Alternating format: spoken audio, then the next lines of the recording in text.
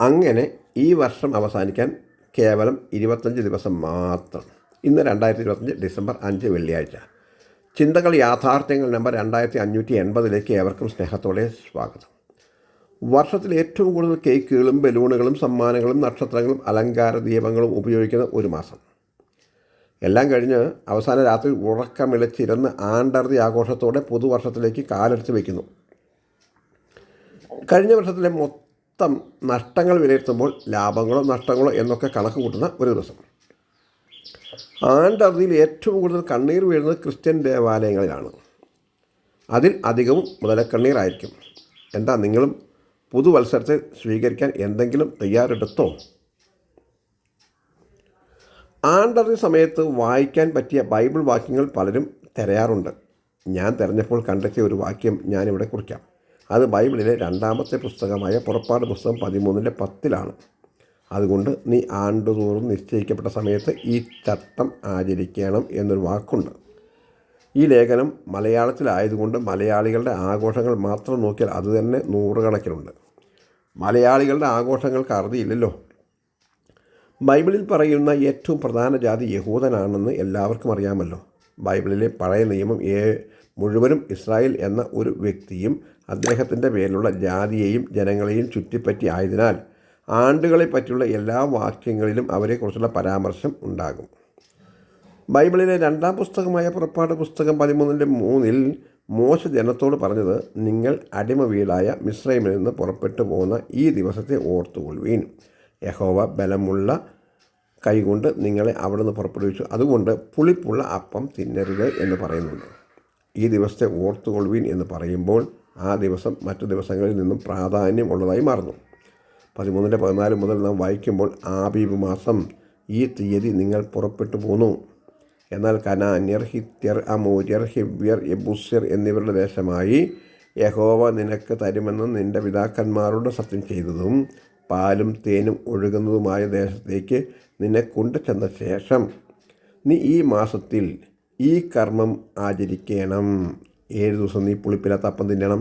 7-ാം ദിവസം യഹോവയ്ക്ക് ഒരു ഉത്സവം ആയിരിക്കണം. 7 ദിവസവും പുളിപ്പില്ലാത്ത അപ്പം തിന്നണം. നിൻ്റെ പക്കൽ പുളിപ്പുള്ള അപ്പം കാണരുത്. നിൻ്റെ അരികത്തെങ്ങും പുളിച്ച മാവും കാണരുത്. ഞാൻ മിസ്രൈമിൽ നിന്ന് പുറപ്പെടുമ്പോൾ യഹോവ എനിക്ക് വേണ്ടി ചെയ്ത കാര്യം നിമിത്തമാകുന്നു ഇങ്ങനെ ചെയ്യുന്നത് എന്ന് നീ ആ ദിവസത്തിൽ നിൻ്റെ മകനോട് അറിയിക്കണം. യഹോവയുടെ ന്യായപ്രമാണം നിൻ്റെ വായിൽ ഉണ്ടായിരിക്കേണ്ടതിന് ഇത് നിനക്ക് നിൻ്റെ കയ്യിന്മേൽ അടയാളമായും നിൻ്റെ കണ്ണുകളുടെ നടുവിൽ ജ്ഞാപകലക്ഷ്യമായും ഇരിക്കണം. ബലമുള്ള കൈക്കൊണ്ടല്ലോ യഹോവ നിന്നെ മിസ്രൈമിൽ നിന്ന് പുറപ്പെടുവിച്ചത്. അതുകൊണ്ട് നീ ആണ്ടുതോറും നിശ്ചയിക്കപ്പെട്ട സമയത്ത് ഈ ചട്ടം ആചരിക്കണം. ഒരു പ്രത്യേക ഫോഴ്സ് ഉപയോഗിച്ച് മിസ്രൈമിൽ നിന്ന് ദൈവം പുറപ്പെടുവിച്ച് കൊണ്ടുവന്നതുകൊണ്ടാണ് ആണ്ടുതോറും നിശ്ചയിക്കപ്പെട്ട സമയത്ത് ഈ ദിവസം അവർ ആചരിക്കുന്നത്. നമ്മൾ ഇന്ത്യക്കാരെ സംബന്ധിച്ച് ഓഗസ്റ്റ് 15, ജനുവരി 26 എപ്രകാരം ഓർമ്മ ദിവസമാണ്, അതുപോലെ അവർക്ക് ആബീബ് മാസമാണ് പ്രധാനം. എന്നാൽ ക്രിസ്തു വിശ്വാസികൾ ആണ്ടർതി ആഘോഷമാക്കുന്നത് ബൈബിളിലെ ആവർത്തന പുസ്തകം 11:12 അടിസ്ഥാനത്തിലാണ്. ആണ്ടിൻ്റെ ആരംഭം മുതൽ അവസാനം വരെ നിൻ്റെ ദൈവമായ യഹോവയുടെ ദൃഷ്ടി എപ്പോഴും അതിന്മേൽ ഇരിക്കുന്നു എന്ന വാക്യത്തിൽ കനാൻ എന്ന ദേശത്തെ അവരുടെ ദൈവമായ യഹോവ കൃത്യമായി പരിപാലിക്കുന്നത് കൊണ്ടാണ് അവർ ഓരോരോ വർഷത്തിൻ്റെ അവസാനവും അവർ ദൈവത്തിന് നന്ദി പറഞ്ഞതെങ്കിൽ ഇന്ന് നമ്മുടെ ആണ്ടർതികൾ ഇതേ നിലയിൽ ആത്മാർത്ഥതയോടെയാണോ നാം കൊണ്ടാടാറുള്ളത്? ദൈവത്തിന് തക്ക മഹത്വം കൊടുക്കാറുണ്ടോ? നമുക്കറിയാം, നമ്മുടെ നാട്ടിൽ ഡിസംബർ 31 രാത്രിയാകുമ്പോൾ ജനങ്ങളുടെ സന്തോഷം റോഡിൽ അരങ്ങേറുന്നതിൽ 90% മദ്യപാനികളുടെ അഴിഞ്ഞാട്ടമായിട്ടല്ലേ നാം കാണുന്നത്? അന്ന് പോലീസിന് എന്തെല്ലാം തലവേദനയാണ് ഉണ്ടാകുന്നത്. ഇതാണോ യഥാർത്ഥ ആണ്ടർതി?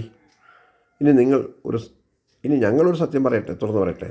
ഞങ്ങൾ വേർപാടുകാർ ഒരു തുള്ളി മദ്യം കുടിക്കാതെ, ആരെയും ശല്യം ചെയ്യാതെ, ഞങ്ങളുടെ സ്വകാര്യതയിലുള്ള ഏതെങ്കിലും ഒരു സ്ഥലത്ത് ആർക്കും ശല്യമാകാതെ പ്രാർത്ഥിച്ച് ആർഭാടങ്ങളോ ആഘോഷങ്ങളോ ഇല്ലാതെ പാട്ടും പ്രാർത്ഥനയും സ്തോത്രവും ബൈബിൾ വായനയും സാക്ഷ്യം പറച്ചിലുമായിട്ട് ഒതുങ്ങിക്കൂടും.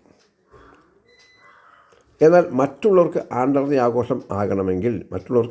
ആഘോഷമാകണമെങ്കിൽ ഒച്ചപ്പാടും ബഹളവും ഒപ്പം ആവേശത്തിന് ലഹരി വസ്തുക്കളും വേണം. ഇതാണ് ക്രിസ്ത്യാനിയും ക്രിസ്തുമതക്കാരും ക്രിസ്ത്യാനികളും ലോകമക്കളും തമ്മിലുള്ള വ്യത്യാസം.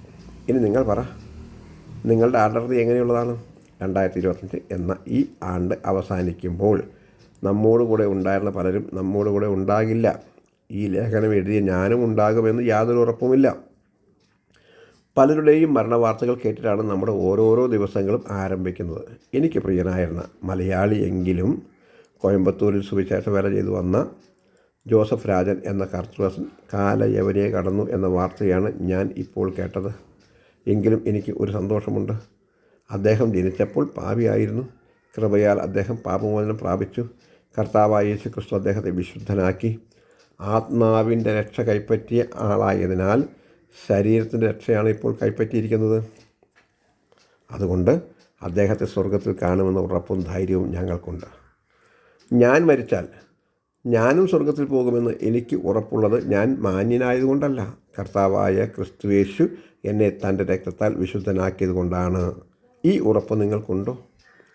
ഈ ആണ്ടർതിയിൽ നിങ്ങൾ ഇവിടെ ഇല്ലെങ്കിൽ, ഞാൻ ഇവിടെ ഇല്ലെങ്കിൽ നാം ഇവിടെ ഉണ്ടാകും എന്നും ചിന്തിക്കണം. സ്വർഗവും നരകവും ഉള്ളതുകൊണ്ടാണ് ഞാൻ ഈ കാര്യം പറയുന്നത് എന്ന് നിങ്ങളുടെ സഹോദരൻ ഷിബു കൂട്ടങ്ങളോട്. ഞങ്ങളുടെ വാട്സപ്പ് നമ്പർ 9605558101. എല്ലാവർക്കും ശുഭദിനം നേരുന്നു. ദൈവം നിങ്ങളെല്ലാവരും സഹായിക്കട്ടെ. ആമേൻ.